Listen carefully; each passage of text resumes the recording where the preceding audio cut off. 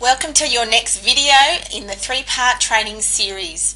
I trust you enjoyed video 1 and that you did action the 2 small tasks that we focused on there. Please keep that information handy because you will be able to use that at a later date when working through stuff from Nurse Power for students. Okay, this video today is focusing on and narrowing down learning styles. Some of this you may have heard before.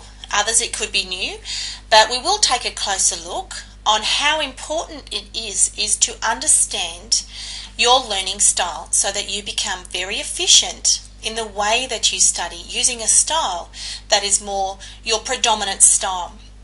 We all learn differently, so you can see that from the many posts that have been put up on our Facebook page. There are some fantastic tips and ideas that students have used very effectively and pass them on. So those tools are fantastic, but what it's showing, of course, is that we do have different learning styles. And main thing, of course, is that we want to look at the bigger picture. So we want to know what your predominant style is, because then we can create a study blueprint that would be more suitable for your learning style. What I'm going to be discussing today is based on the work of Howard Gardner in 1983, who did the multiple intelligence model theory for learning. And this tool and the information that I provide today is, of course, just an aid to support you in discovering your learning style. It's by no means a way to say that you must study in that style, because you don't want to take it out of context. It's to aid and support you to help you with your study in the future. So we're going to introduce the theory, and then we're going to learn the main styles, so the 3 main styles that came through. This theory has actually grown quite a lot over the last years. Howard Gardner has added, and I think it's up to about 8 now, different multiple intelligence systems, so that is fantastic. The model is called VAK. It's also called VARK and VACT, and what that stands for is visual, auditory or kinesthetic, and I'm going to talk you through those 3 systems or 3 learning styles, modalities, and see whether you can relate to what I'm talking about. Okay, so let's keep going. What does VAK mean, and how can it help you with your study habits now and moving forward? So according to the VAK model, most people possess a predominant learning style. However, you can actually have, of course, a predominant learning style and then a secondary style that works as well.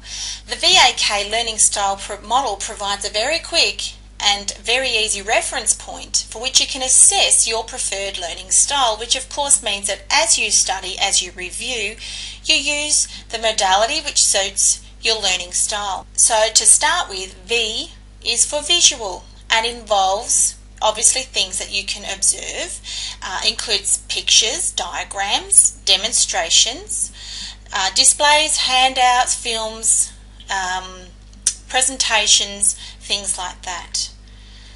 Auditory is, of course, involves the transfer of information through listening. So this could be talking, it could be the spoken word, it could be words of yourself and of others, and of course it can be through music and sound.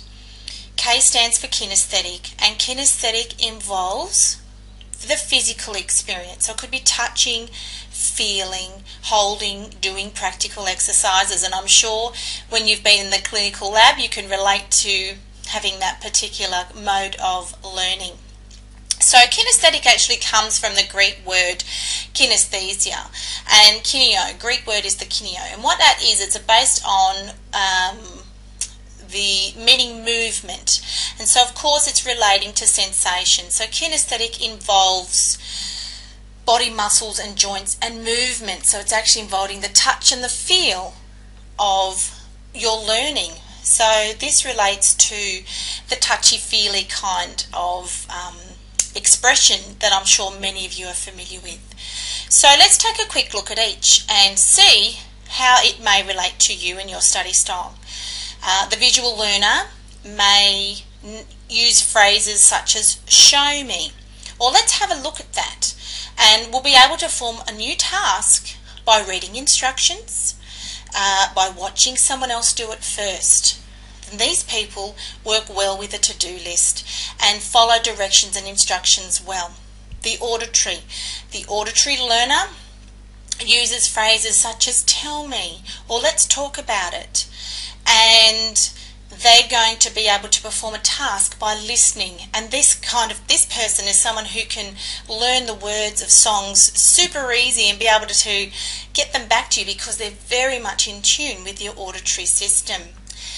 And finally, there are the kinesthetic learners. So these are the people who use phrases such as let me try, how do you feel, and would best perform a duty going ahead and trying it out for themselves. So these are the people who like to experiment, hands-on, who never look at instructions first and would like to have a go, and that's how they learn. So it's all about the touch and the feel. So people commonly, as I've said, preferably have a predominant style of learning and sometimes can have a secondary one as well. And of course you can have a mixture, and there are those who actually have a common or even have an equal spread over all three styles. So when you know your preferred learning style, of course you can see how very much this would be effective and very useful for efficiency when it comes to your study habits. So there is no right and wrong answers with this, it just is what it is. And just again to make sure you understand that it really is just a support and an aid to help you through with your learning styles and learning habits. And I'm sure your first question is, Bron, where do you get the tool to do it? If you go onto the internet and do a search on VAK assessment tools, you will find many free tools and styles. Of course, they're very simplistic. They are not the ones used for research. However, it's going to be something that you can use and fill in and get your score pretty quickly. Should be able to have it done in about 5 to 10 minutes, and it definitely will give you a clue or a little bit more of a confirmation of what style of learner you are. So give that a go. And as always, put your comments up on the Facebook page. Let us know how you went and whether you found a really good tool that you'd like to share with the group. And as in video 1, I'd like you to schedule in this action. So I want you to go and complete it. Put a time or a day of when you feel that you'd like to get this done.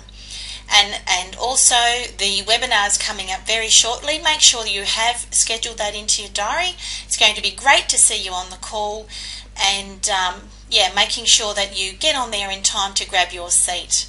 That's it for video number 2. I trust that you've found learning about your learning style useful for your study, and I look forward to bringing you video 3 very shortly. Have a great day. Bye for now.